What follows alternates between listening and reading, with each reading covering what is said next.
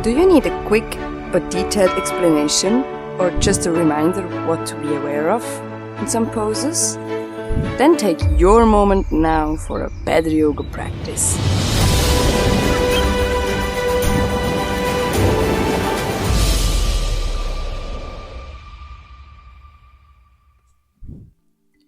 Today we're going to look at the upward facing dog, or in Sanskrit, urdhva mukha svanasana. To get into the posture, we're mostly coming from chaturanga dandasana. That means we try to roll our feet to their upper part and press them really strong into the floor.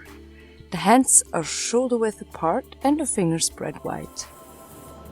We look up to the sky, but not too far back to keep the neck long and strong. Push really hard into the upper part of your feet to create this little gap between the legs and the mat. The updog stands for loyalty. Think about it in your next yoga practice.